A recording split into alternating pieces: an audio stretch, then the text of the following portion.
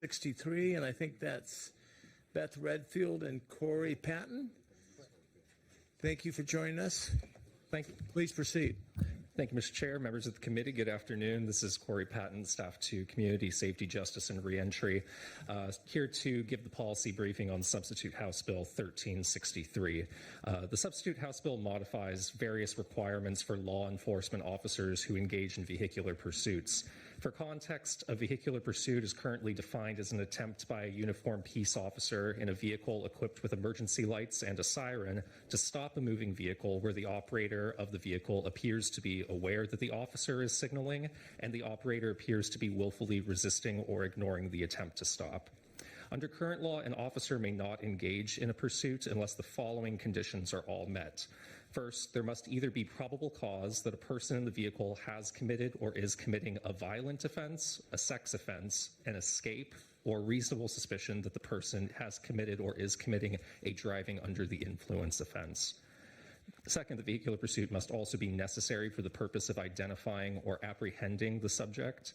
Third, the subject must pose an imminent threat to the safety of others. And finally, the safety risks of failing to apprehend or identify the subject must be considered to be greater than the risks associated with the pursuit under the circumstances.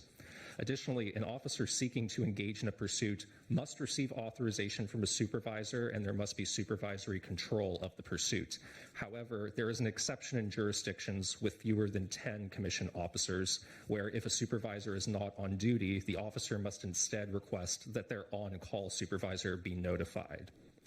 Substitute House Bill 1363 makes four primary changes to these policies. First, the bill modifies the evidentiary threshold required for engaging in a vehicular pursuit by authorizing officers to engage if they have reasonable suspicion of any of the following crimes: either a violent offense, a sex offense, vehicular assault, assault in the first, second, third, or fourth degree if it involves domestic violence, an escape, or driving under the influence. Second, the bill modifies the provision of current law that limits pursuits to situations where the subject poses an imminent threat to the safety of others. The Substitute House Bill instead provides that the subject of the pursuit must pose a serious risk of harm to others. Third, the bill modifies current law provisions related to supervisory authorization and control of the pursuit. Instead of receiving authorization, the bill instead provides that an officer must notify their supervisor immediately upon initiating the pursuit, and that there must be supervisory oversight rather than control. The exception for jurisdictions with fewer than 10 commissioned officers remains in place. Fourth and finally, the bill imposes several new pursuit requirements related to officer training and certification, communication between participants in the pursuit, including affected jurisdictions, and the development of a plan to end the pursuit through the use of particular equipment and tactics. That concludes my policy briefing, and I'll now turn it over to Ms. Redfield. Good afternoon, Beth Redfield, staff to the committee. I'm here to speak to the original fiscal note on the bill. It does seem that the costs identified are mostly related to training, and so those needed training is still going to need to happen under the substitute. For the transportation budget, the State Patrol estimates a one-time cost of $269,000. For the omnibus operating budget, corrections and Fish and Wildlife also provide training costs, but those are on an ongoing basis. For corrections, it's $60,000, and for Fish and Wildlife, it's $166,000. The biggest fiscal impact is to local governments. The cities and counties report an impact of $722,000 for the one-time training of the officers working for the city law enforcement agencies and the county sheriffs. And that concludes my remarks. Are there any questions by members of the committee for either Mr. Patton or Ms. Redfield? Seeing none, thank you for joining us, Mr. Patton. Nice to see you. Okay, so Substitute House Bill 1363. Representative Rule, we did already hear the staff presentation on your bill, but thank you for coming back.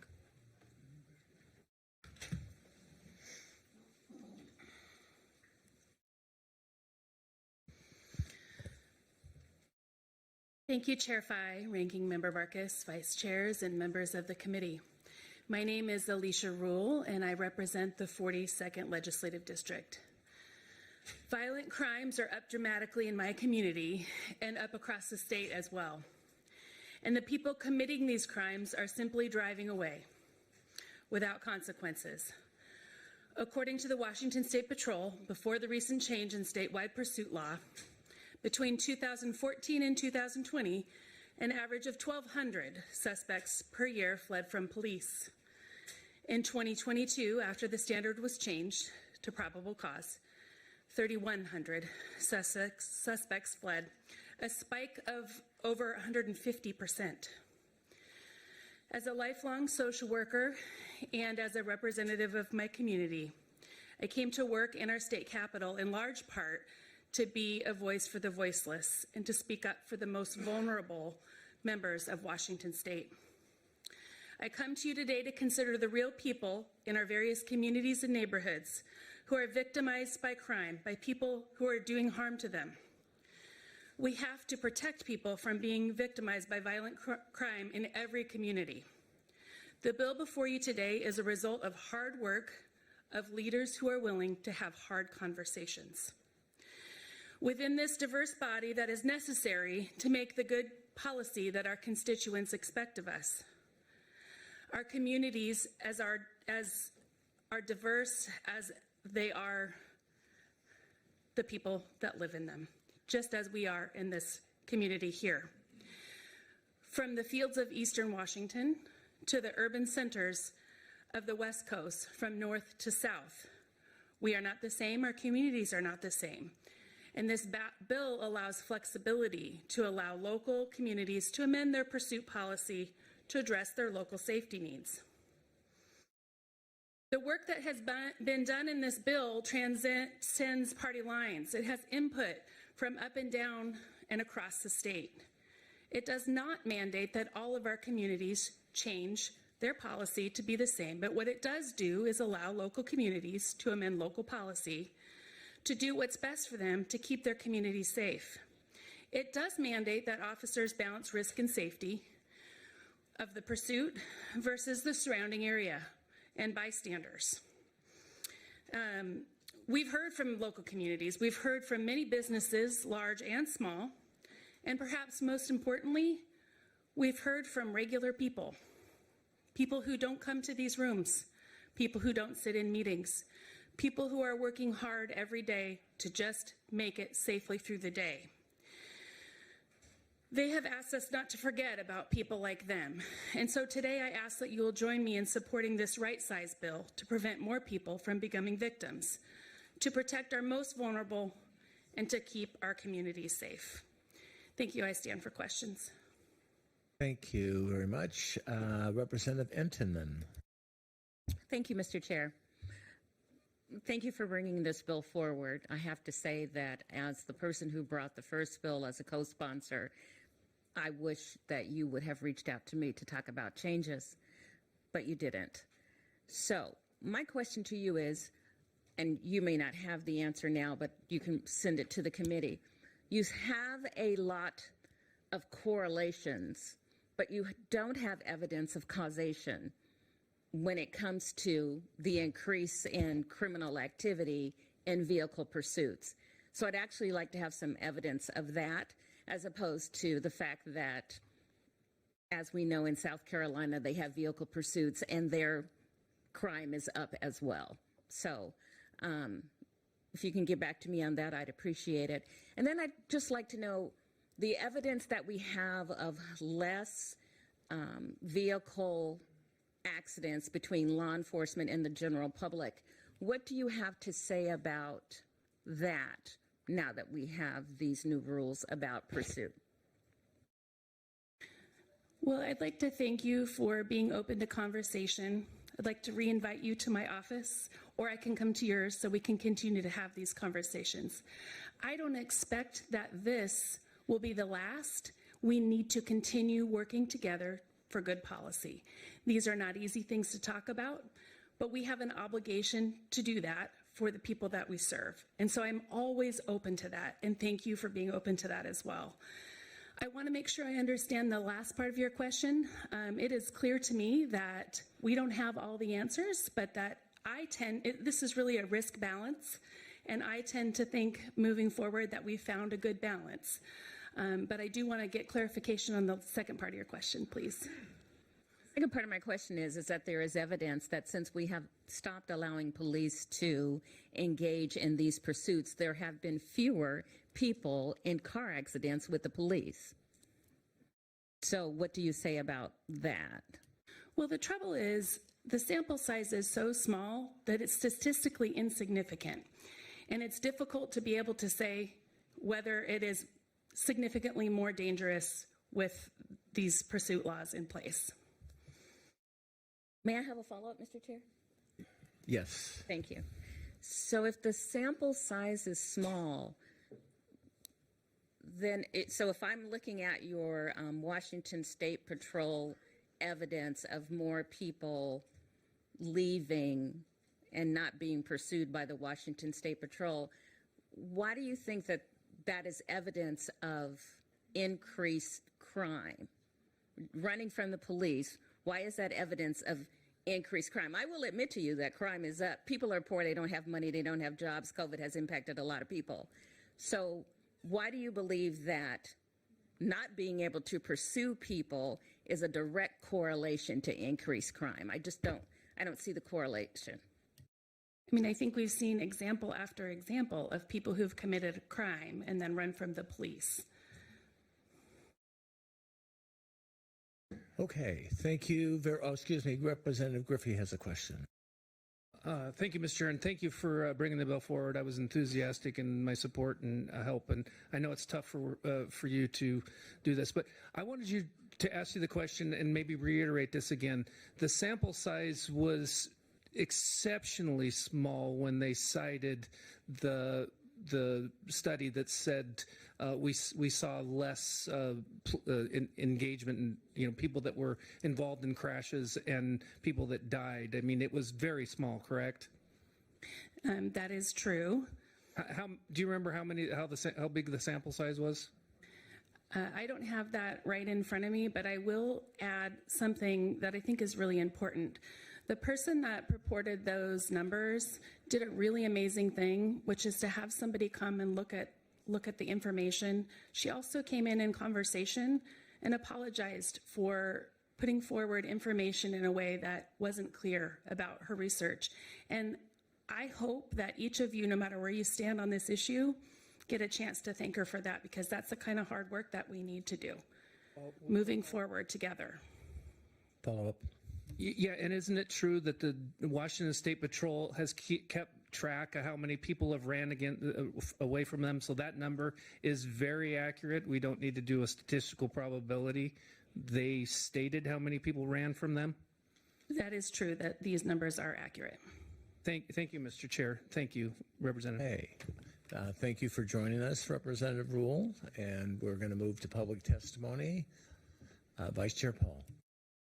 Thank you, Mr. Chair. First, we're going to hear from Jim Farrell and C. Davis, and Dana Ralph will be joining on remote.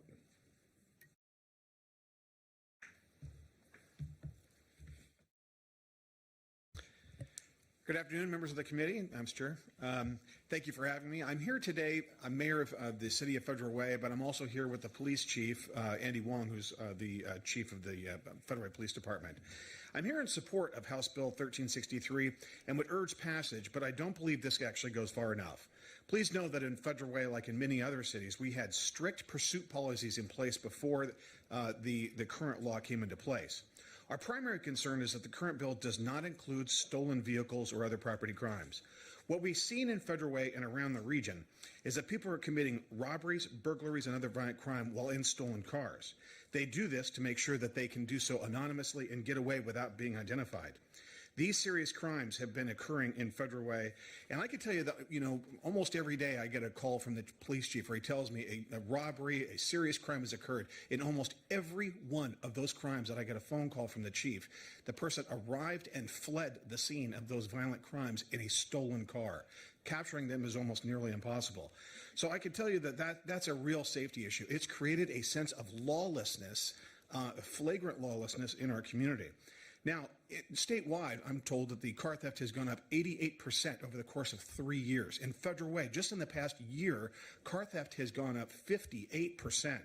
These numbers are unacceptable. And the problem with car theft is it affects those people that are the least able to absorb that loss. People who need to go to take their kids to school, to daycare, to go shopping, to be able, I can guarantee you almost everybody in this room today came here in a car. And imagine if you went out to your car today and it was stolen.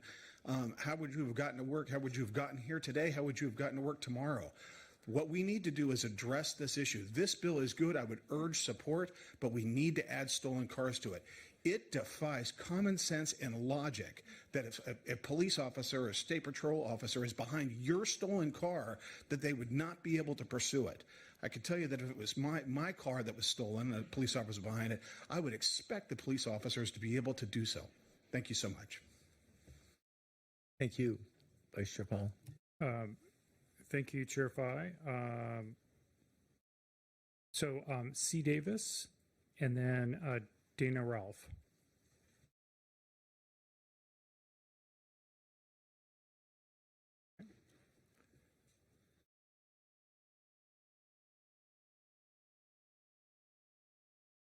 Dana, are you there?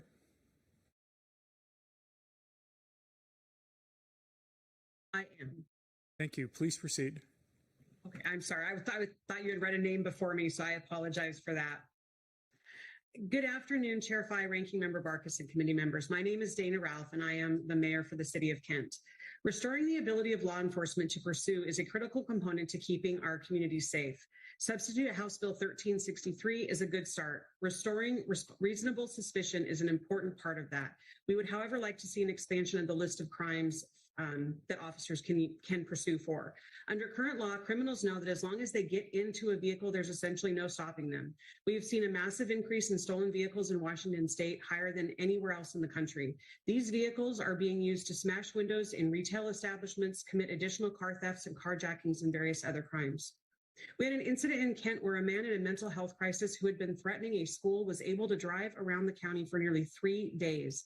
Several times traffic stops were attempted and he drove away from officers. The officers didn't have the authority to pursue him. The elementary school went into lockdown and then closed for an additional 2 days.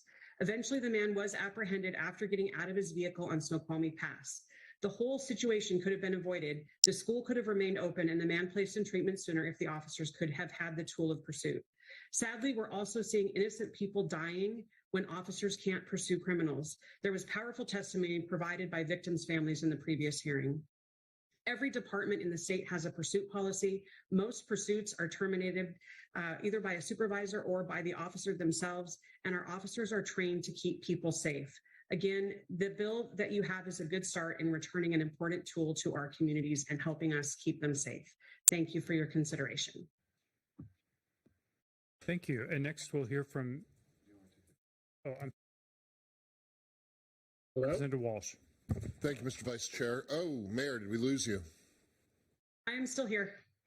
So you would consider the restoration of the reasonable suspicion standard to be the most important part of these reforms if that were there, correct?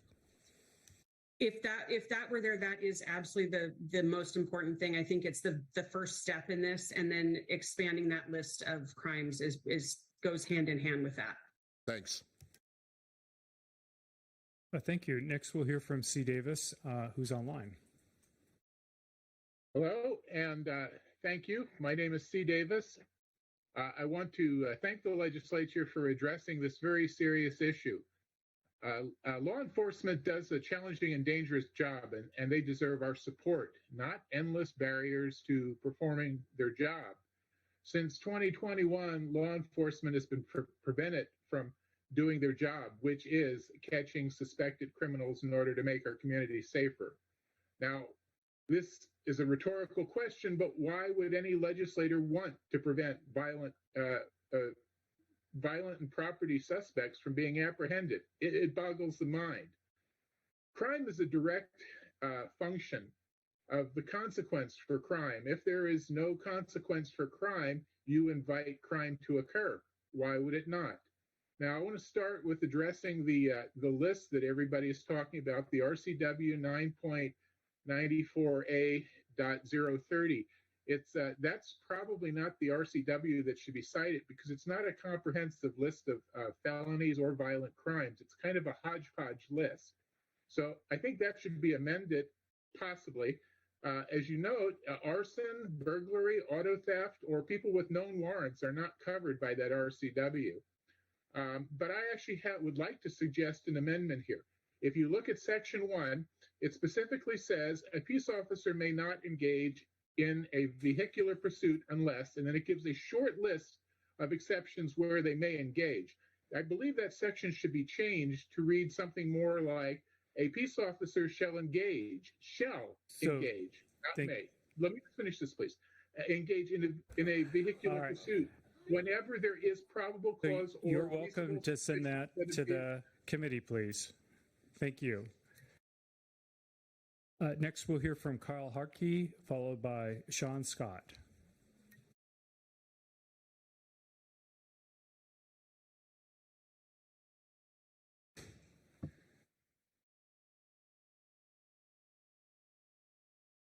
Good afternoon, Vice Chair and committee. Thank you for your time here today.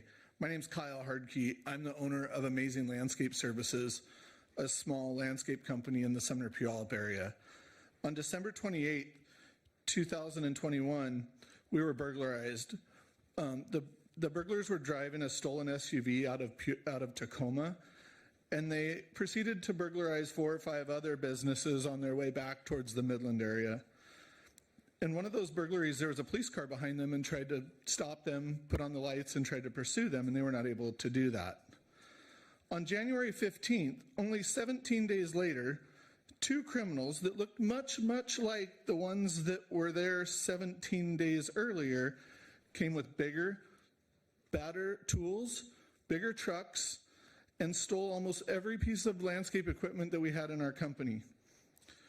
They also stole one of our large landscape trucks and proceeded to commit a vehicular homicide, killing Immaculate Golday and injuring Kathleen Olson. I'm convinced that if the police officer was allowed to chase those criminals on December 28th, that would not have happened. Immaculate would still be with us, and Kathleen would not have had to watch her friend die. The impact on our community is unmeasurable. I've heard a lot and read a lot about data and percentages and the impact on what that makes. I think it's really important that we pay attention to where that information is coming from and how it really impacts the state of Washington.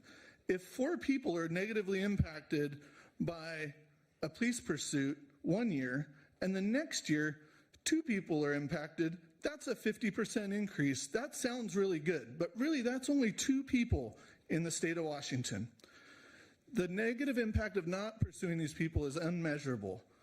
And I'd like to strongly encourage that you amend the law to include stolen vehicle and other property crimes, because we all know that the people stealing these cars are not using them to get to work on time or improve our society. They're using them for other crimes. This law needs to be fixed and fixed immediately. Thank you. Thank you. Next, we'll have a panel, Scott Sean, Lorena Gonzalez, and Paul Benz.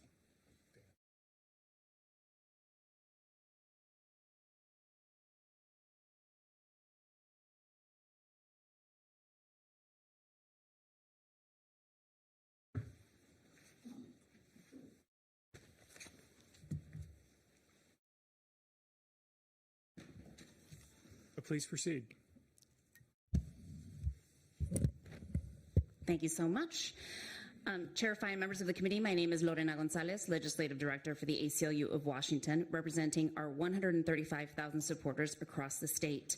I'm here to testify in opposition to House Bill 1363. In 2020, tens of thousands of your constituents gathered across Washington in Spokane, Yakima, Vancouver, Bellingham, and more to highlight the urgent need to stop police violence. The following session, the legislature listened. At the time, vehicular pursuits were the second leading cause of officer-involved killings. They are inherently dangerous. Cities and counties across the state had already restricted this police tactic, not because community members were asking for it, but because the risk managers were. Risk managers continue to be right. These are adrenaline-fueled chases where uninvolved drivers, walkers, and cyclists are most at risk of death.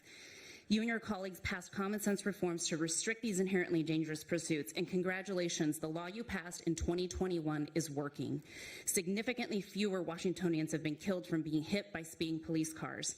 At the same time, pursuits have continued. Under the current law, pursuits have continued for carjackings, armed robberies, shootings, DUIs, and yet today there are far fewer people killed by pursuits. Law enforcement's assertion that current law effectively ended all pursuits is simply unsubstantiated. I urge you to ask law enforcement to share their data on how many pursuits they have engaged in since the law was enacted. Washington solved the problem of police violence from pursuits while reserving the use of this dangerous tactic for the most serious of crimes. The current law solves the problem. What problem is 1363 trying to solve?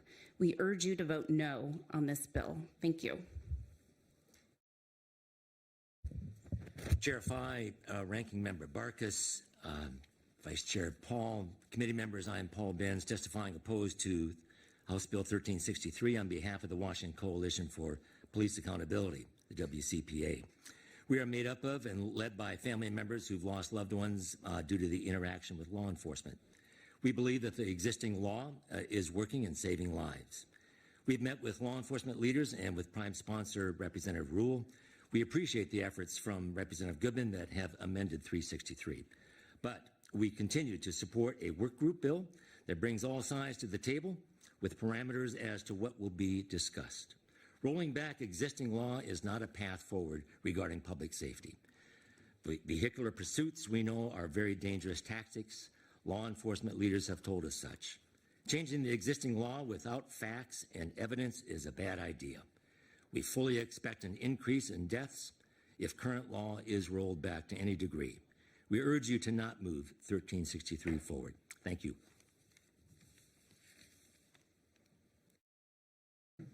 Representative Delgado, did you have a question? I had just a quick question. When did this law actually go into effect? Well, it was passed in 2021, so I believe later that year. Do we still have the staff member here from? That might be the best person to ask, not me. He's not here, but we could. Oh, I'm sorry. I'm sorry. Yes, that's correct. It was in 2021 with the passage of House Bill 1054 from that year. So July of 2021? July 23rd? 25th. July 25th, 2021? I'm just checking if it had an immediate effect. I mean, that's close enough, but. Yeah, it would have been. So it's been in effect for a year and a half? Correct. Okay, thank you. Vice Chair, thank you for the question. And anybody else have a question? Representative Walsh. Ms. Gonzalez, we've heard testimony that the statistics used about deaths and negative results from police chases is statistically insignificant because the sample size is so small. And we've heard reference to a prominent academic, revising her conclusions and apologizing for them being false in the first place. What does that testimony have to do with some of the observations you've made about the danger of police pursuits? Well, I'm generally bad at numbers, so I'm not going to pretend to be a statistician for you, Representative Walsh. I'll let you come to your own conclusions. But I think what I can say from the ACLU of Washington's perspective, which is an expert in policing practices and the intersection with constitutional and civil rights, is that it is nationally recognized, including by the Police Executive Research Forum, that vehicle pursuits are adrenaline-charged, dangerous tactics that oftentimes result in the death of not only those being pursued, but even officers who are in pursuit. So that is why we are encouraging folks to look at the data and to look at all of the available statistics as a clear point in time piece of information that could influence and inform the decision making in this space. If more time is needed to collect more data, then certainly that would lead us to support a bill that is designed to study this before policies are enacted. Follow up. Thank you, Mr. Chair. So in your testimony, you said the results are significant. Now you're saying that that does not mean statistically significant. I am saying that every life that is saved as a result of not engaging in a reckless, dangerous police pursuit is worth saving. See, I think Representative Mena, you were next. Hi, yeah, thank you for your testimony. I've seen some data released from Pierce County Sheriff's Department about how high-speed chases have not been effective in recovering property or stolen vehicles. Do you by any chance have data statewide that would show evidence otherwise? I don't have any of that data with me, but I know that we have some folks here who are going to testify about data. The next panel, perhaps. Okay. Very good. Oh, excuse me, Representative Taylor. In terms of police chases, I know that there are a number of municipalities that are implementing other strategies so that this is not their number one strategy. What are some of those that you're aware of? Like, for example, Redmond will do a kind of like a Apple AirTag where they tag that car rather than engage in an immediate pursuit. Are there other strategies being implemented by local jurisdictions? Would you like to take that? Well, I'll just say that I know that there are other law enforcement agencies are looking all the time at other ways of doing it. And I don't know of any specific ones, but you've mentioned a couple, Representative Taylor, and we are continuing to have conversation with law enforcement all around the state to pursue the idea of looking differently at how to do these very dangerous pursuits. And I would just add to that I think the primary way in which a lot of local municipalities are tackling this particular issue is by restricting and narrowing the scope under which officers are allowed to engage in pursuits. And happy to provide you with some follow-up information from a national perspective that does a greater evaluation and scan of what we're seeing across the country in terms of cities taking actions in that regard. Representative Dolio, did you have a question? I do. It's statistics, so I guess it would be for you or another panel that is coming up. But I'm just wondering, like, how many deaths have we had or serious injuries with police pursuits versus the number of deaths that we've had for over a stolen car? Because that seems to have been the focus of the testimony in terms of adding that piece in around stolen cars. So I have some ideas in my head, but I just am wondering what that might look like. I certainly don't have that data on me at the moment. We're happy to take a look and follow up with you, and I know that there will be some panelists speaking about statistics and studies. Okay, thank you. Thank you so much. I believe Sean Scott is online. Is that correct? And then after Sean speaks, we'll have Nancy Barkas and Brent Gailey online. Absolutely. Thank you so much. Members of the House Transportation Committee, I'm Sean Scott from the Statewide Poverty Action Network. We believe that this discussion takes place at the intersection of public safety and safe streets. At a time when the Washington State Legislature has given the state's Department of Transportation the green light to seek street safety with roundabouts, raised intersections, lower driver speeds, we feel like HB 1363 deregulates dangerous police chases, which end as often in crashes as they do in arrests. The ratification of House Bill 1054 in 2021 funded local governments to seek safer alternatives to police pursuits, and that bill, though the numbers have been disputed one way or the other, did result in a material lessening of the number of deaths caused by police chases. And we feel like House Bill 1363 would put a lot of that progress in reverse. Recently in Seattle, where over a quarter of our city's surface area is streets, the failure of political imagination, which relies on policing to enforce public safety, was manifest very tragically in the killing of a 23-year-old grad student who was killed by a speeding officer on the way to a mental health crisis on a street designated for road repairs that were never implemented. We feel like the conversation about public safety should not begin with policing, even though it too often tragically ends there. And as a result, we're urging lawmakers to uphold House Bill 1054 and resist the deadly repeal that HB 1363 represents. Thank you. Next, we'll hear from Nancy Backus, followed by Brent Gailey. Thank you. Good afternoon, Chair Fye, Ranking Member Barkus, and members of the committee. I'm Nancy Backus, Mayor for the City of Auburn. I'm here today in support of Substitute House Bill 1356 to ensure increased safety in our communities. In October of 2021, Auburn PD responded to a call where 2 victims were assaulted and robbed at gunpoint and their vehicles were stolen. Descriptions of the stolen vehicles and the 2 suspects were provided to Auburn PD at the time of dispatch. Officers observed the 2 stolen vehicles fleeing from that area within minutes of that dispatch.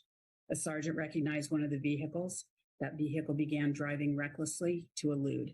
The responding officer was still attempting to gain probable cause for a crime, so the sergeant instructed officers to not pursue, even though there was a reasonable suspicion to believe that the suspect in that vehicle had committed the crime of robbery 1. Detectives believed that the suspect had already been convicted of burglary 2, unlawful possession of a firearm 2, and robbery 2. And since October of 21, the suspect has also been convicted of attempted robbery 1 and has 13 documented arrests, most involving firearm violations and other violent crimes such as robbery, escape, and auto theft.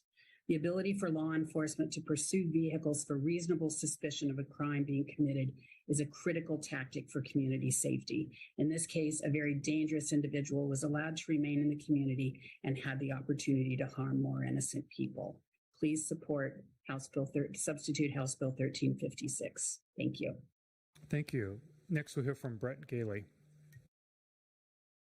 Good afternoon, committee members. My name is Mayor Brett Gailey, Mayor of the City of Lake Stevens. I would like to express my thanks for the continued work on SHB 1363. I appreciate the work done on this bill, so vital to the safety of our communities. To give you background on my testimony, I would let you know I'm retired. I'm retired from the City of Everett Police Department in 2020. The majority of my time as a 21-year police officer was on patrol. I've taken probably hundreds of stolen vehicle reports and recovered just as many. Many of these reports were from citizens wondering how they were going to find transportation to work. They knew this disruption in their lives could be detrimental to their families and ability to provide income. What we've seen since the cessation of pursuits in Washington is criminals who hold onto the vehicles they have stolen. They do this knowing that if found sleeping or even living in the vehicle they have stolen, all they would need to do is drive away if found by the police.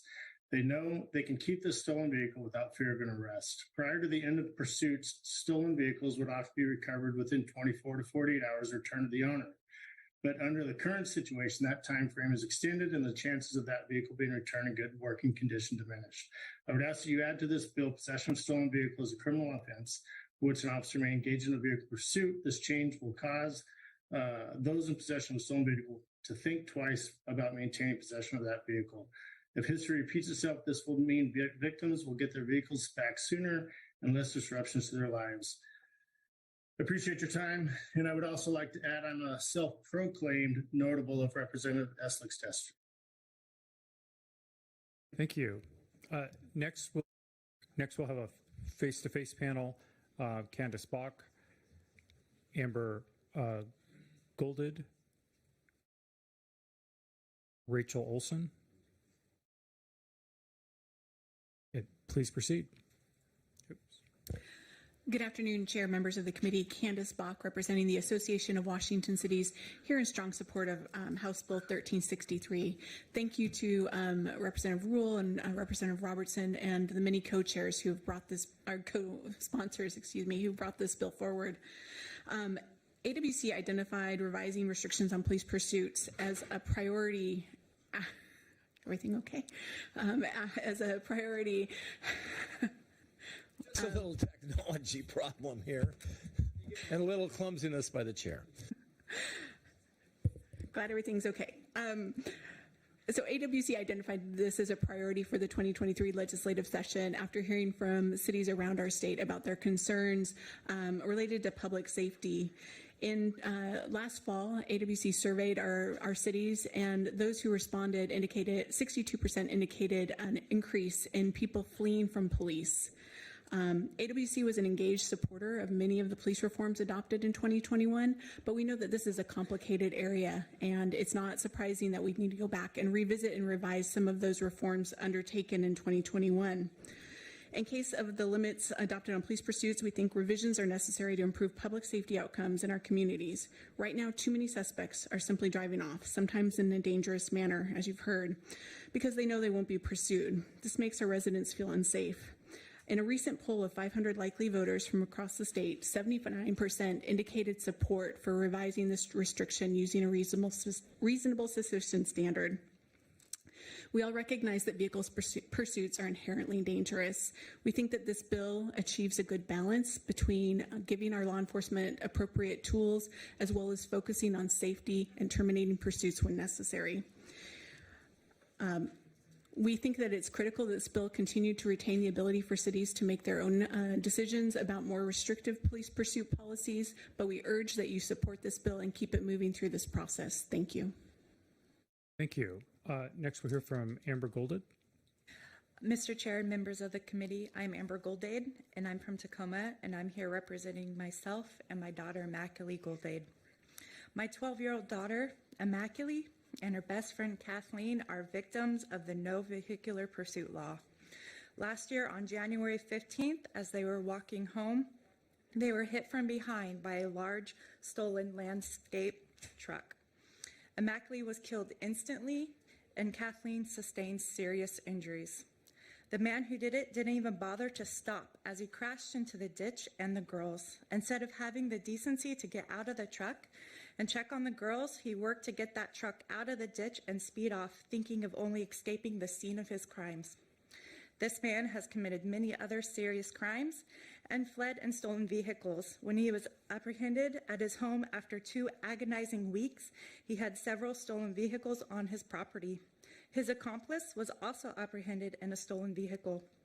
They knew all they had to do was just drive away, and they could get away with it because the police couldn't pursue them. For example, the 2 weeks prior to my daughter's death, this man, a convicted felon, was out of jail on bail for another crime. He committed burglary. The police had stopped him, but he fled in a large stolen vehicle. This man is just one of many other criminals who had figured out how to get away with a crime by using the no pursuit law to their advantage. Mr. Chair, Immaculée trusted that we had laws to keep her safe. She would have been with us today if the police were able to make vehicle pursuits. She is and always will be a victim of the no pursuit law. I have suffered horrendously, and I will suffer until my dying day because the police were not able to pursue a known criminal caught with the stolen property and place him in jail where he wouldn't be a danger to community. I support House Bill 1363.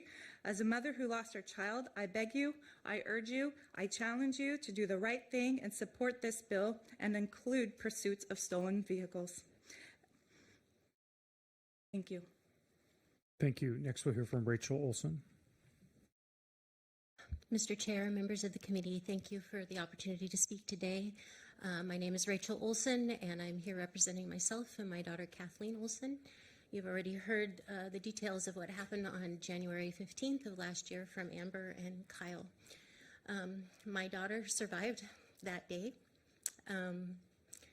and even though she has recovered from the laceration to her liver, the contusion on her lung, and her concussion, among other injuries, she will have a lifetime of having to deal with her very best friend in the world being violently killed next to her. And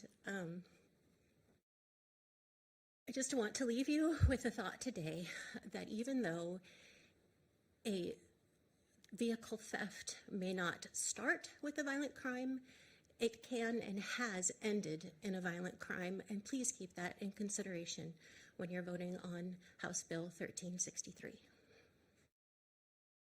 Thank you, and thank you for sharing that. Oh, I'm sorry, Representative Walsh. Thank you, Mr. Vice Chair. Ms. Bach, questions for you. In your testimony, you talk about the returning the standard for pursuit to reasonable suspicion. Of course, in the current version of this bill, that's been stripped out and the standard's been returned to probable cause. How important is it, in your opinion, to the value of this reform that the standard for pursuit be reasonable suspicion versus probable cause? That is our ask, and what our members have identified as an important tool is using that reasonable suspicion standard to allow law enforcement to pursue in those cases. It can take a bit to confirm probable cause. Reasonable suspicion is a commonly used standard and has been in the past. So that's a really important part of our priority. Representative Taylor. Thank you, Ms. Brock. I think you might be a better person to, not better, but a different person who can help answer the question on the number of cities who are using tactics to reduce the high risk of police pursuits. Can you give us a bit more context about the innovations that law enforcement agencies are using, including when a vehicle is reported stolen, efforts that they make so that it's not an immediate first response to pursue? Thank you for that question. I'll try. I've heard a little bit from our cities who are starting to explore technologies like you may have heard the GPS dart, and maybe there's law enforcement that will testify to that. They're starting to explore those license plate readers, even using drones. Those technologies may be effective. They are likely also very expensive. And so I think we're just starting to hear about departments exploring those alternatives. There is proposals out there to create grants to help us introduce using those technologies more in our communities.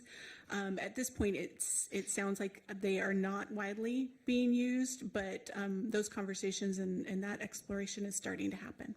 Thank you. Thank you so much for your testimony. Next, we'll hear from Taylor Gardner.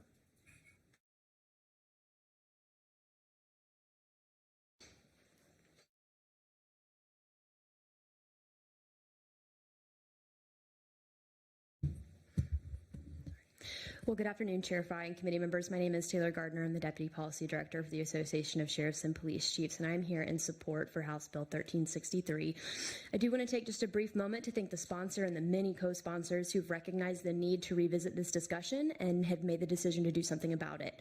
We fully support the legislature's careful consideration of an actual policy bill on the matter that aims to strike a balance for law enforcement operations and the calls for increased public safety.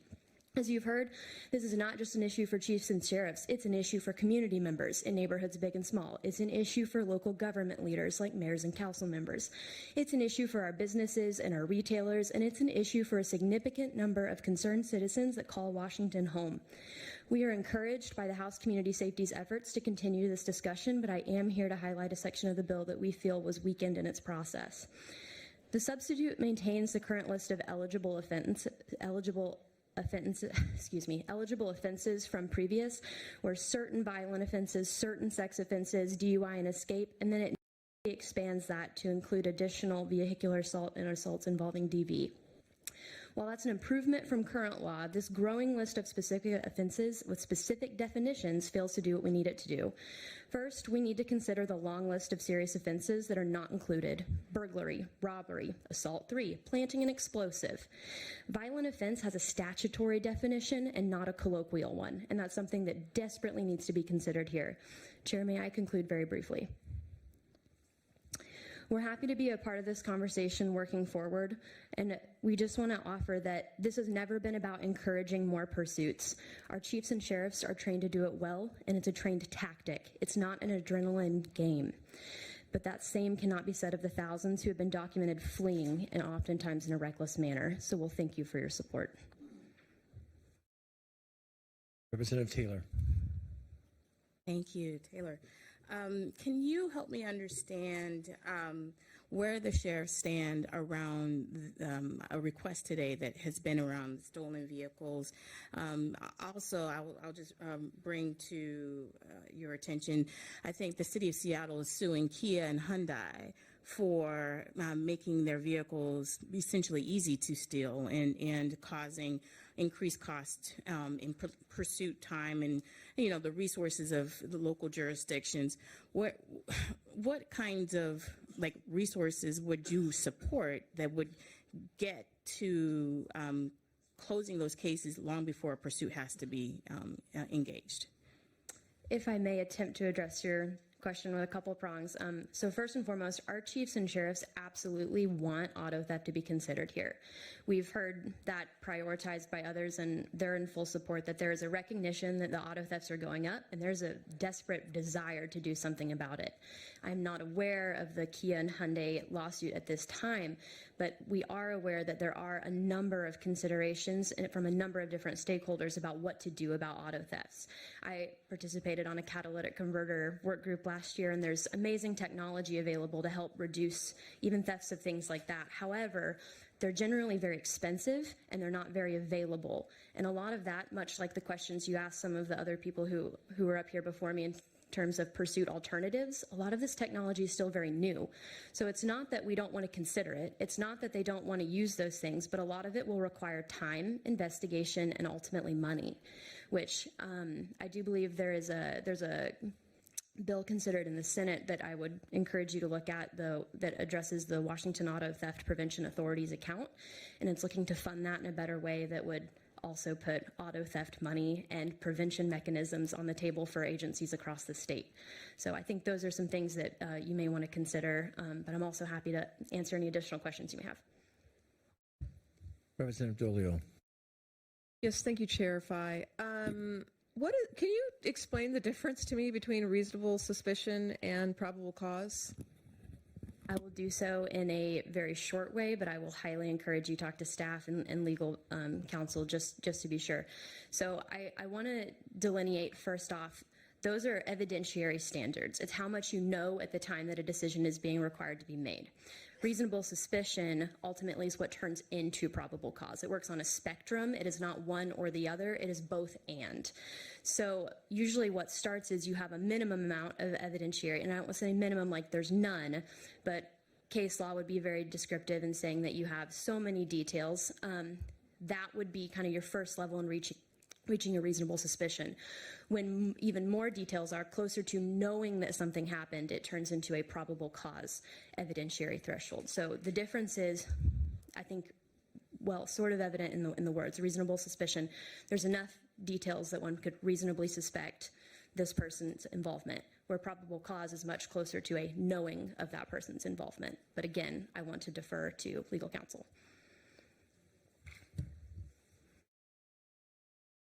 Okay, thank you. Next, we're going to hear from David Treeweiler, Martina Morris, and Catherine Kevett-Smith.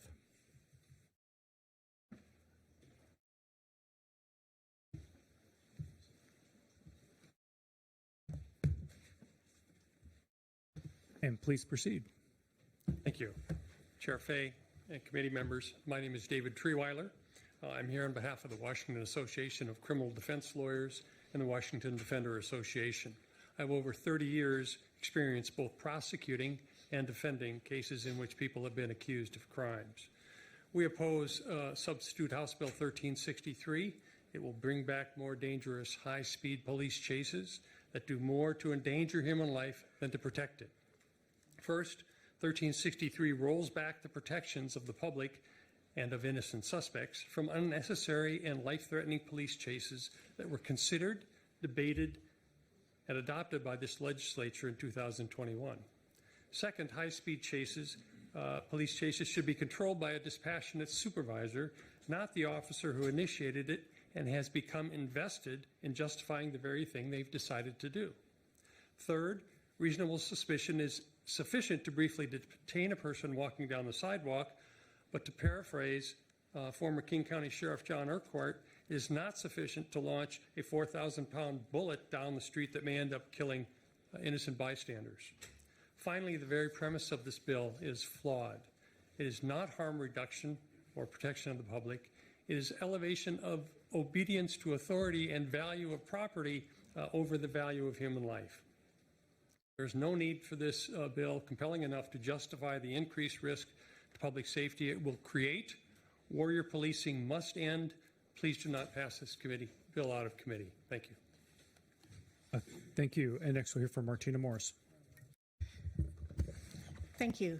Good afternoon, Chair Fye and members of the committee. My name is Martina Morris, and I'm speaking in opposition to this bill on behalf of the WCPA and also Next Steps Washington.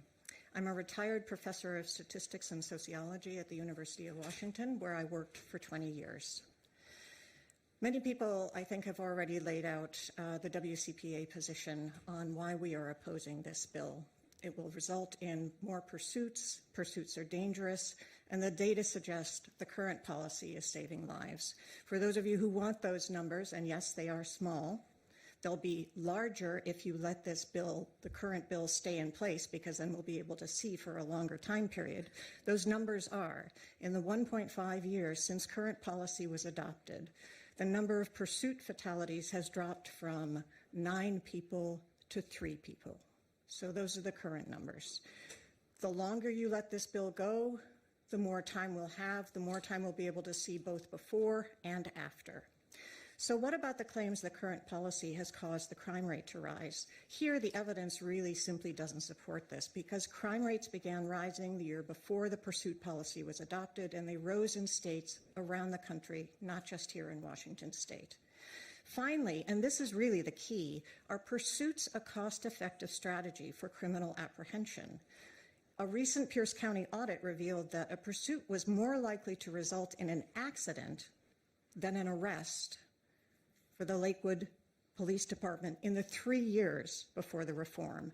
These costs are not accurately captured by the fiscal note for this bill. This is a fiscal committee, but those costs are not in front of you as part of your deliberations, and they should be. These are the kinds of questions you need answers to before you change a law that seems to be working as intended. Thank you. Thank you. I believe Representative Hackney has a question. Rep. Hackney. Thank you, Mr. Chair. As a professor of statistics, you would agree that you could not attribute the reduction in deaths to this law without doing some sort of a multiple regression analysis, would you not? Well, what I would say there is, first of all, I would never use the word statistically significant to describe this. It's not a scientific study. It is simply a report of numbers, but the numbers are rates, because they have the same number of days before and number of days after, so it's a rate per unit time. What I would say is, if you really want to see if this law is working, let it continue, and then we'll have enough time that we could use more sophisticated procedures. At this point, I don't think any of the statistical tools, except for maybe a Fisher's exact test, would be able to give you a statistical answer to this question. But I would also say one last thing, that I don't think that the numbers that we have in this report are a complete inventory of the total number of people that have been killed in pursuits. That is also true for the official fatality accident report system that people have been talking about as well.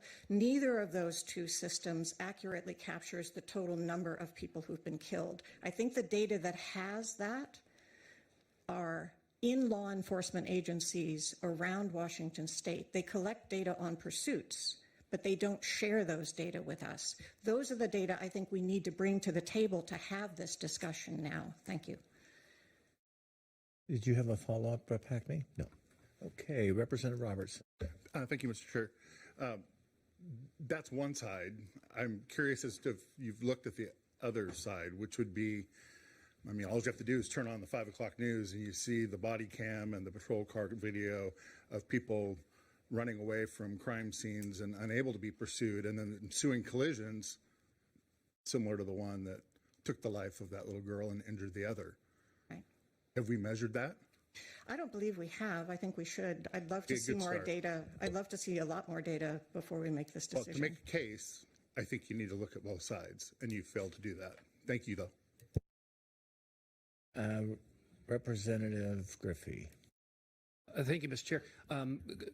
wondering if you looked, so I've worked with a lot of murdered and missing humans and sexual assault, and we know that trafficked humans are a lot of times bound in vehicles and that sort of things. Have we looked at how many people we have recovered because law enforcement pulled them over in, police pursuit or just traffic violations? Again, I think that's a great question. We should be looking at those data, and we're not. That's what we're asking you to do with the work group, is look at the data, give the full 360 so we can make an informed decision. Thank you, ma'am, and thank you, Mr. Chair. Rep. Berry, did you have a question? Okay. Rep. Rommel. Thank you, Mr. Chair. I guess, so we're talking a lot about the sort of fatalities involved in police pursuits, which is, the most serious consequence that can happen there.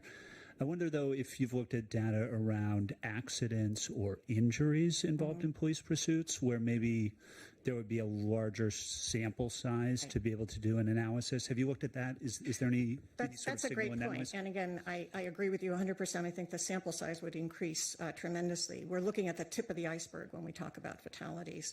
The data exist, and they exist, again, in law enforcement agencies around the state. So I think what we really want to do is pull those data together so that we can actually look at them. But at this point, we don't have statewide data on the outcomes of pursuits. And that's not where we need to be right now. Well, this has engendered a lot of questions. Did you have a follow-up, Rep. Rommel? Okay. Representative Hutchins and Representative Walsh. Thank you, Mr. Chair. And just a quick question around the definition of pursuit for your statistical analysis.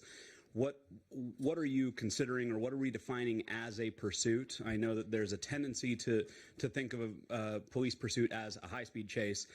I know from talking to our local law enforcement that 20 feet inside a parking lot, they're not able to do right now. So for your statistical analysis, what are you considering a pursuit?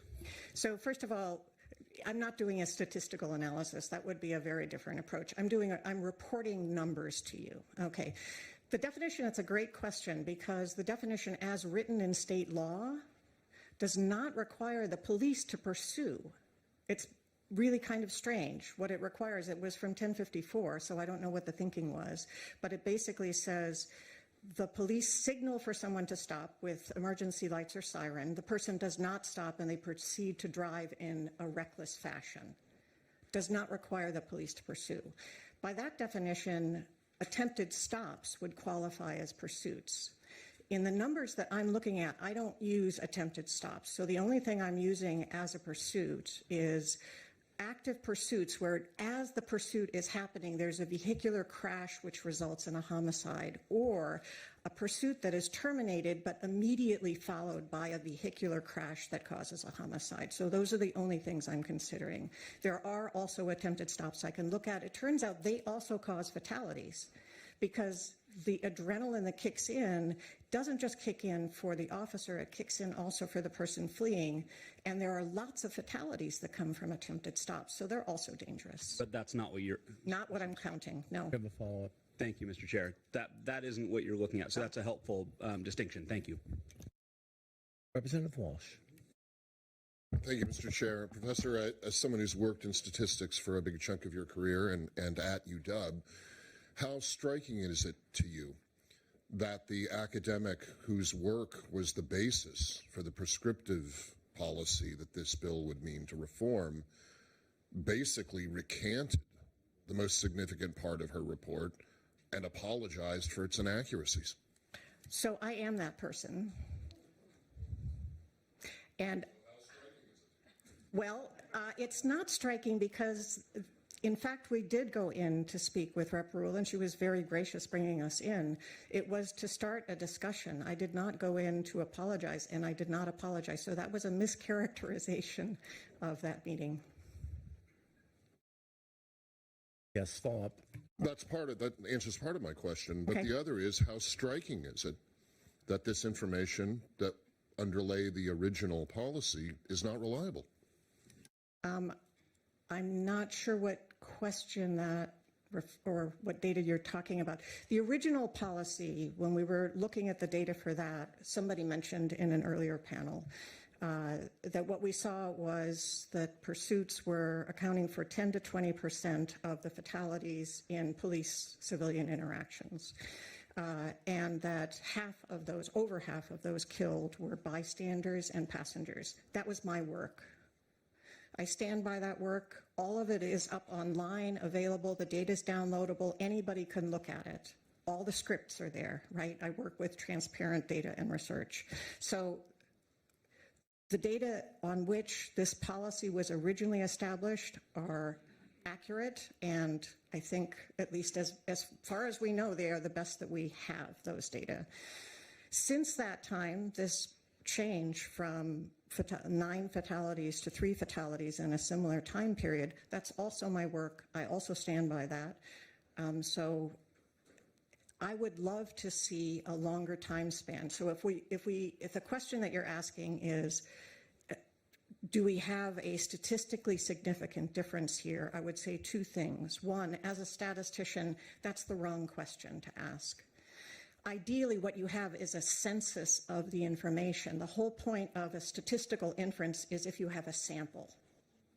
When you have a census, you don't need statistical inference. You know, here's one number, here's another number, and here's the difference. In this case, we will need statistical approaches to it, but only because there are data missing in our official data set and in the crowdsourced data set that I'm using. The longer you let this law go on, the better the evidence will be, because we'll have a longer time frame, so we'll have more days. Ultimately, it's the denominator, the time frame, that matters. Think of it this way. Ideally, we want to get to 0 fatalities, right? Are you then going to say it's too small a sample and we can't do anything with this? The success of this bill will be represented by small numbers. Okay, I think, Rep. Dent, did you have a question? Okay. Thank you, Mr. Chair. I'll make it quick. So one of the concerns I've heard from my friends in law enforcement is now they're seeing people running for no reason whatsoever. They're not wanted by the law. They haven't done anything wrong other than they can. And so have you looked into that? I mean, and my concern there is, are people doing this just simply because it's an opportunity to drive fast like they see in the movies? And have we looked at something like this? So we don't have data statewide on attempted stops. Again, I think those data might be available in some law enforcement agencies, but they're not being shared with us. So I can't speak to that. But what I can say is there are good reasons why people run from the police. And we're all familiar with the case of Tyree Nelson, right? That is in a lot of people's minds when they see the police come after them. Yeah? Representative Taylor. See, I'm reverting to my professor. Yes, ma'am? Thank you. Well, my father's a professor, so I get that.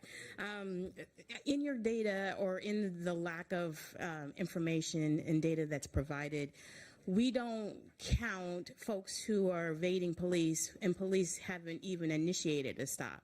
So there could be vehicle deaths that person may have seen a police vehicle, decides that they want to drive erratically. Let's say they're under the influence. So there could be an inference that person's evading police, but there's no way for us to track that data. Is that something that you're saying is missing as well, or how does that play into? Because your data could also prove that we need to do something more with vehicle pursuits, but we just don't have access to that data. So there are 2 words that I don't use. One of them is prove. You never do that with data. You do that with mathematics. And the word significant I use very sparingly, because there is both a statistical use of that word and a colloquial use of that word. So, in terms of people running from police, our understanding is that shortly after the reform was put in place, which was July 25th, 2021, the Washington Association of Sheriffs and Police Chiefs began asking people to report cases where they were trying to make a stop, an attempted stop, and people took off. Apparently that had always been something that you should have reported, but not everybody did that. And so there was a call put out, please start documenting this. Well, once you do that, you've sort of set up a biased recording system, because before people weren't really recording it, now they are. You're going to see an increase. And unfortunately, I think we're in a situation where it's going to be very difficult to interpret those data at this point. Okay. Rep. Dolio. I did ask the question about stolen deaths with, stolen vehicles versus deaths from Right. pursuit, if there were a difference there. And I was thinking about that. I think that's a great question. Again, my answer, it's a broken record. We have the data we should be getting from law enforcement, and then we can actually answer these questions. I think they're all exactly the right questions to answer and ask. But let me say this, in the Pierce County audit, one of the things that you see is the fraction of pursuits that end in arrests, and if an arrest was made, the offenses that were charged. So only 3% of the incidents had an arrest for a motor vehicle theft. There might have been, there were a few that were hit and run, but we don't know if those were connected to motor vehicle theft. But that's part of why we're thinking, if you look at that list, and I encourage you to get a copy of that report, because it will help you think about the kind of data that are available, so that we should be using to make these decisions. But one of the things that you see is that very few of the arrests are for violent crimes. Almost none of them, 3%, were for motor vehicle thefts. So pursuits are not a tool, an effective tool for solving those problems. And those are the problems that people are concerned about. Those are the problems that people have been asking you to solve at this point. And what we're saying is, if you look at the data, pursuits don't seem to be the solution to that problem. Rep. Beener. Thank you, Mr. Chair. So, to my knowledge, and I was here when the reforms were put in place, it wasn't a data-driven decision. And I think there were other extenuating circumstances that brought this change about. Since the time of the change, we do see increased crimes. We have anecdotal reports from a number of law enforcement individuals. I'm just trying to understand exactly how we get an actual accurate set of data to make determinations about this particular activity versus other activity, criminal activity that's taken place, and drawing the parallels and the correlations. I mean, could it be that we're not really dealing with the full set of statistics that we should be dealing with, the data that we should have?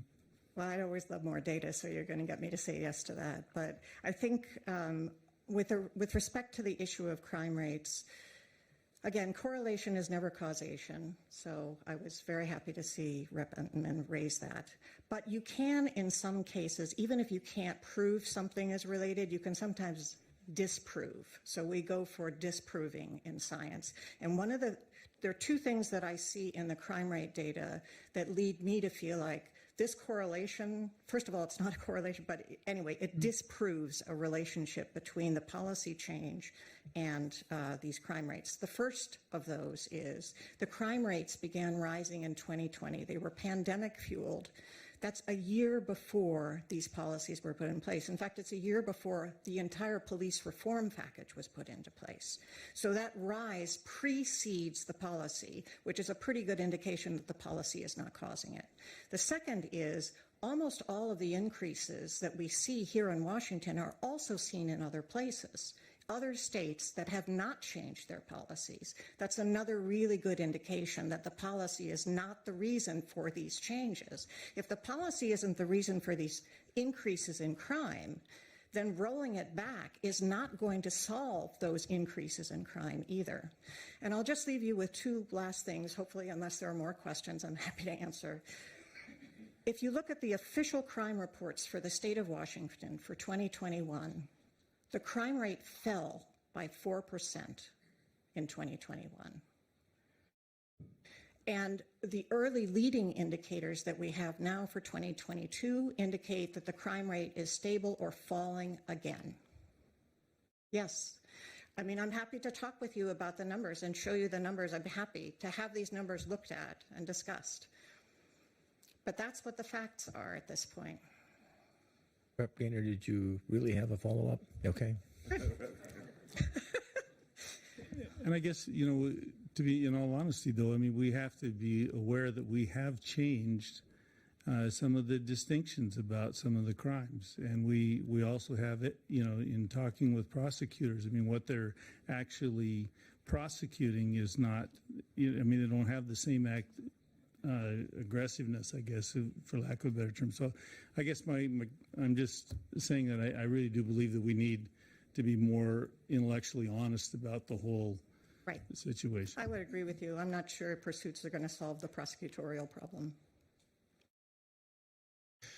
Representative Clicker. Thank you, Mr. Chair. Yeah, I'll keep you in the hot seat real quick. Good. So with 1054, did you come out, was there a study, this particular bill, you'd like to see more study done before it's enacted? Did you come out that way with 1054? Was that what you wanted then? And the biggest concerns, that's part one of the question. And number two, if you want to see it go further, why weren't you, are you assuming that you're going to see more fatalities if you continue this study, or would you rather have come out other instead of con? Just okay, I'm Don't- not I think 100%. we gotta be careful were you other or con on that? I can't remember. Representative Clicker, I think you should ask a question not about what her intention was. Yeah, I just was wondering if what let me try to rephrase that. And I'm just trying to understand. Let me just back up to 1054. Okay. Had you encouraged a study back then on that one? I guess that would be where it is, like what you're wanting to do here. So the answer is yes.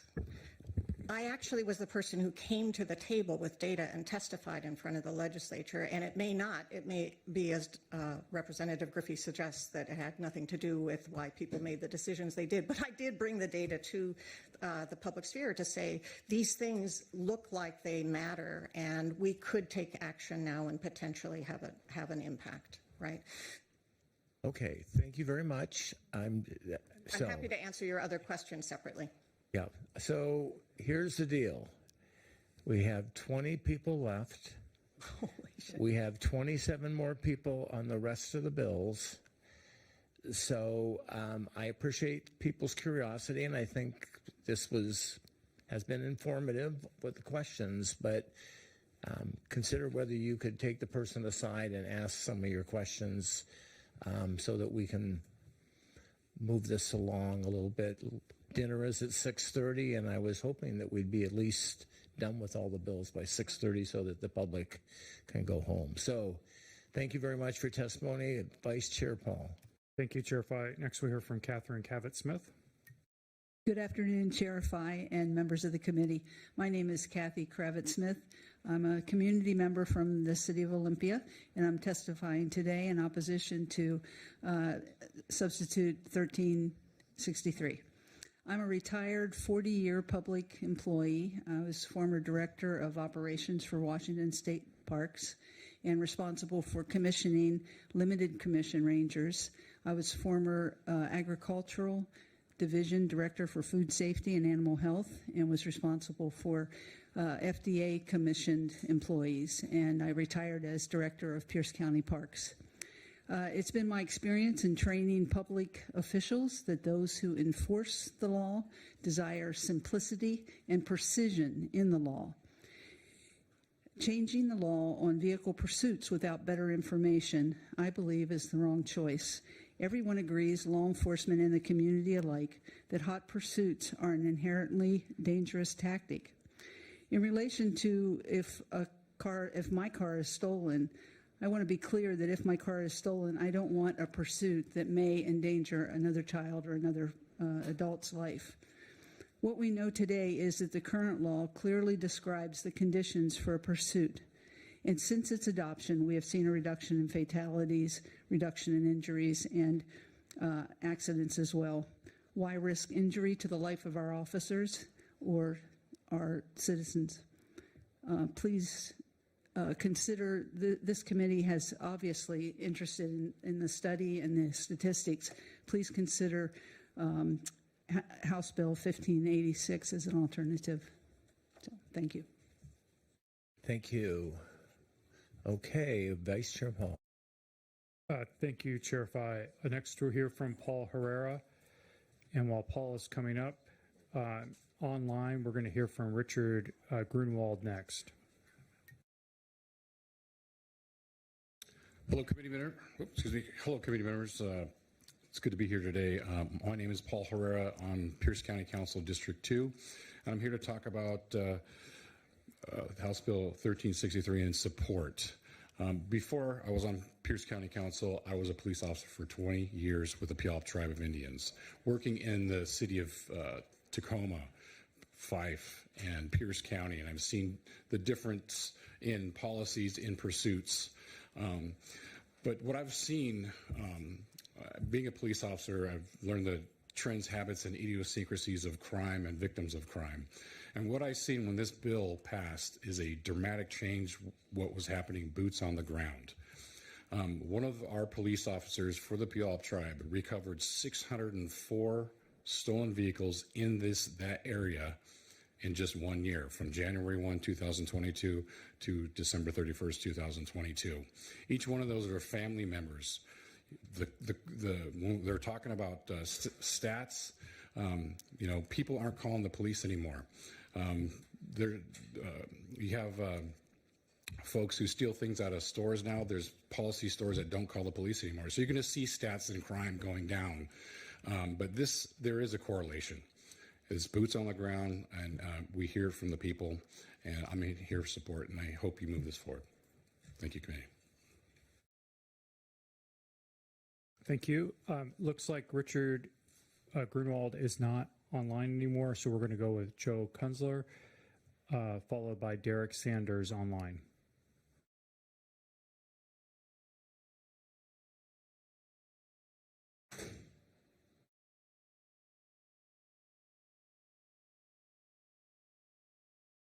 Hello, has my time started? Oh, please go ahead. Yes.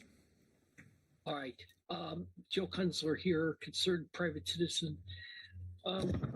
Real briefly, because I know that this meeting is going to go long. I just want to testify in support of our brave law enforcement officers. And, I think we need to have a clear policy that says if you commit a violent crime, you can pursue and use deadly force to protect the community and do what you need to do to protect our communities.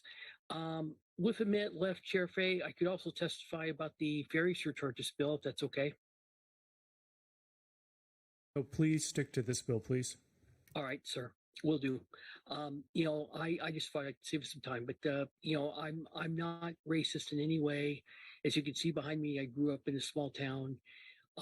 My main issue is just letting law enforcement get after the violent criminals and hold them accountable and use deadly force, which is what a pursuit could turn out to be, to make sure we have some accountability if somebody's going to commit a violent crime against the community, and not beat around the bush about it or try to use games of statistics, but just hold those violent criminals accountable and say, you're going to jail.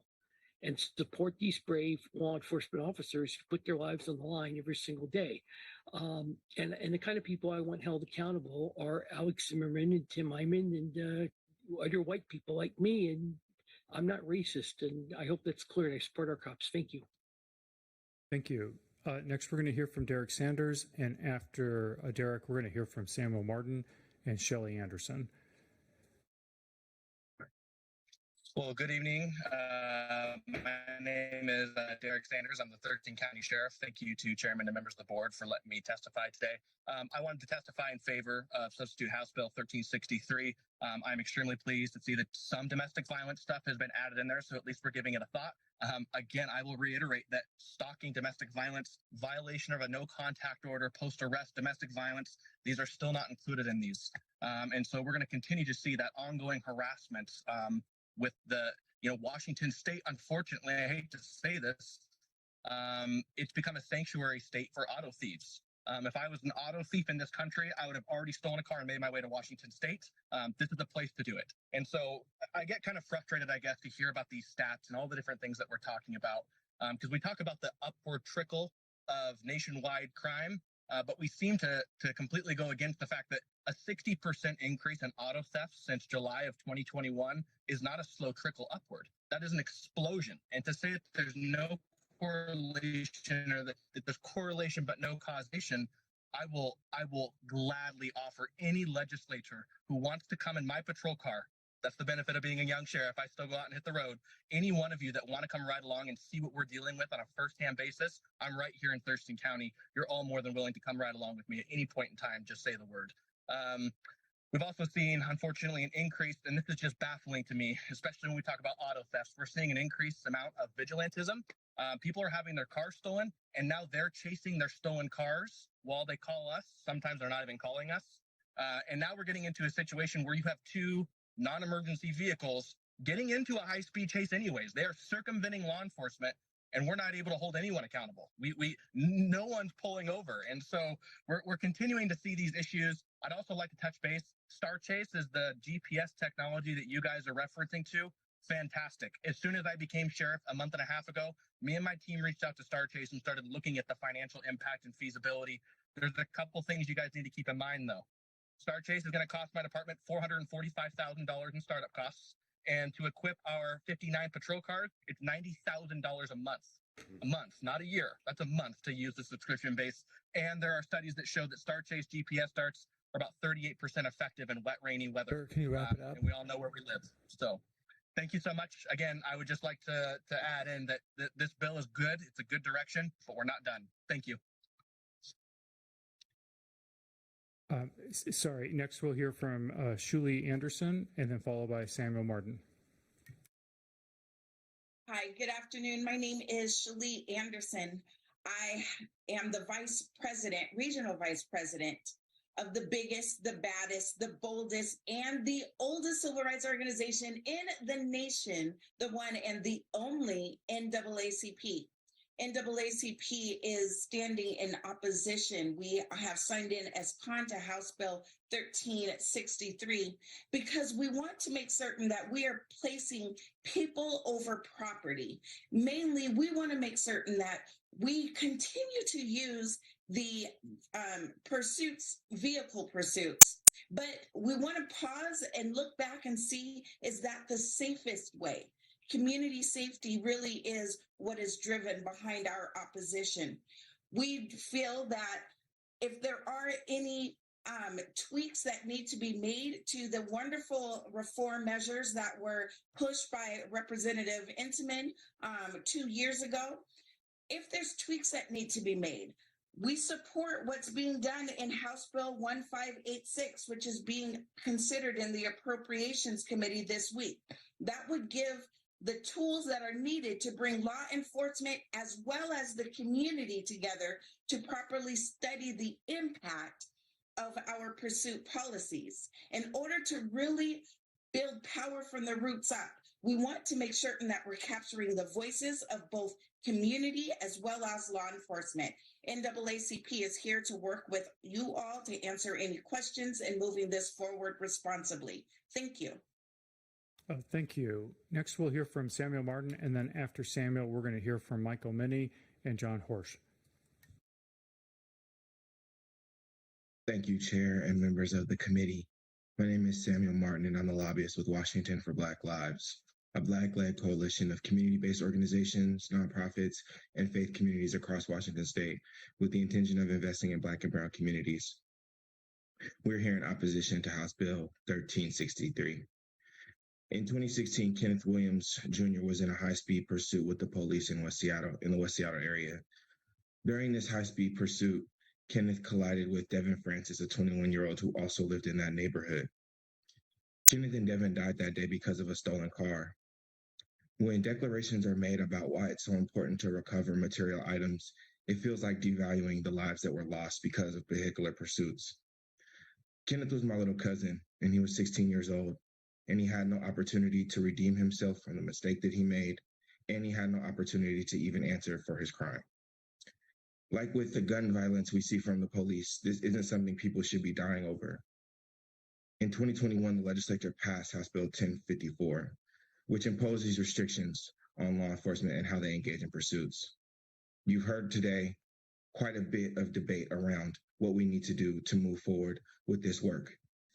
We are also in support of House Bill 1586, which allows us to do a study and to kind of find out more about this information. But we don't want to continue to see people losing their lives, and we want to continue to see more information about the work that's going on. Thank you. Thank you. Next, we're going to hear from John Horsch, and then that testimony is going to be followed by Christina Gould and Stephanie Roberts. All right, thank you, Mr. Chair and committee members for hearing this. I apologize I'm not in uniform today. I didn't know I'd be testifying. My name is John Horch. I'm the Sheriff of Clark County. I, along with many of the citizens in my community, strongly support House Bill 1363. This bill would give police agencies the ability to address the lawlessness that has been allowed to thrive after the pursuit laws were changed about a year and a half ago. As it's been stated today, and I've heard this quite a bit, this bill changes the standard from reasonable suspicion on certain serious crimes that endanger our public. It also has the duties and responsibilities of the pursuing officer and the on-duty supervisor. It also describes the training required before an officer can be involved in a pursuit. Pursuits are dangerous. There's no doubt about it.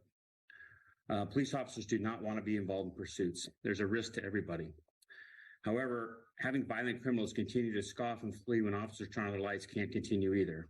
Around the state over the last year and a half, we've seen incidents over and over of not having probable cause, not being able to pursue for kidnappings, domestic violence, assaults, burglaries, just to name a few. Statistics and data, which I've heard today, are important when making decisions. But let's bring this issue to real life. What happens if any one of the committee members or anyone who's testified was the victim of a serious assault and they called 911 to report something and we find a suspect vehicle, but yet we don't have probable cause yet? We would not be able to pursue. I don't think anybody here would want that to happen. We can continue with those. If there's a questionable pursuit, because not everything is in black and white, many officers still won't pursue for fear of losing their job, being decertified, or facing possible criminal charges. House Bill 1363 is a tool which helps us bring people to justice and prevent further serious violent offenses. Our communities want safety, and this bill brings that. Discretion, and I will say this, police agencies need to use discretion and good judgment when deciding whether or not to pursue. Maintaining this balance, and it's been talked about quite a bit, this bill brings back balance of the risk versus the public safety is crucial. It's incumbent on all police agencies within our state to understand and follow this law if it's passed. This law doesn't give carte blanche for police. Thank you. For police, it's just to chase anyone. I've heard that about property crimes today and stolen vehicles. It has parameters, and they are appropriate and measured, I believe. Thank you, Sheriff. I appreciate it. Thank you. All right, so Christina Gould is not here. Stephanie Roberts is not here. Joseph Volk. James Richard. Samuel Caldwell. How about Nicole Weber?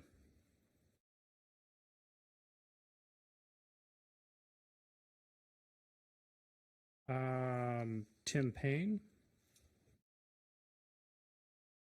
Rebecca Merzig.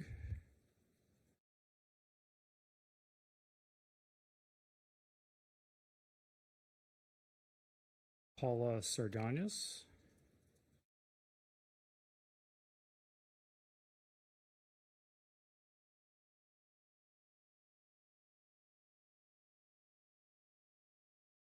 Okay, we've got Rebecca Merzig is being queued up.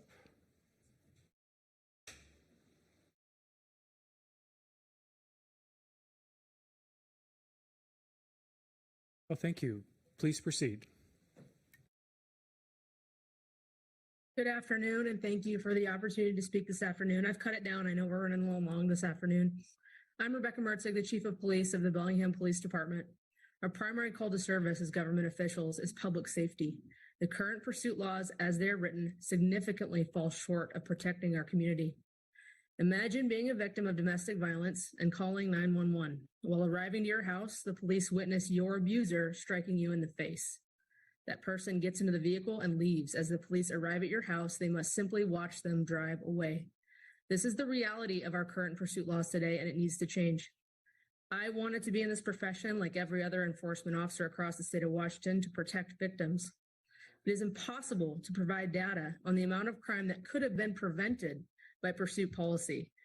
That is the challenge of criminal justice research. I can tell you that on several occasions prior to pursuit law changes, I've observed more pursuits end safely than in collision and with the seizure of guns and arrests of those responsible for violent felonies.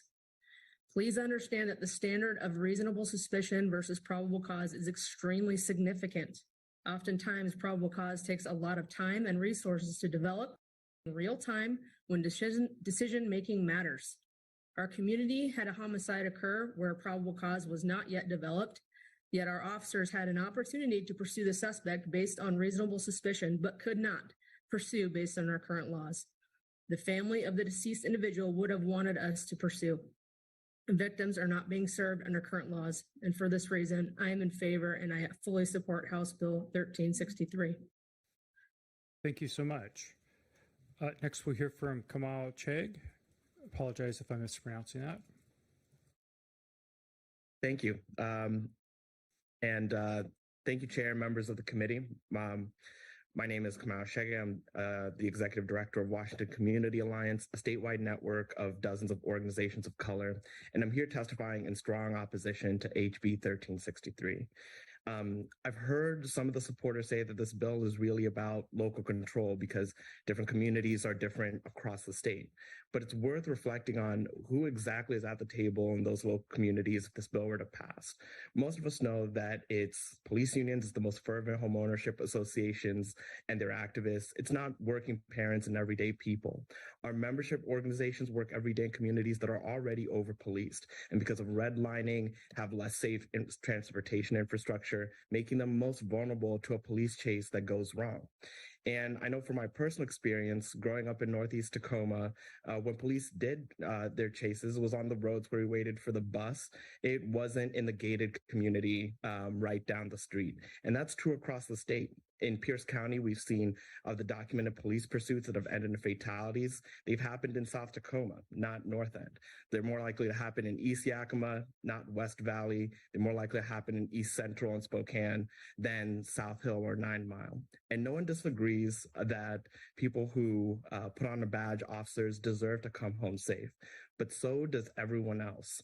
And what we do know nationally from emergency vehicles that do have to travel at high speeds in emergencies is that police in 2020 had crashes in 139 cases, while ambulances, firefighters were in 14 cases, each led to a crash nationwide.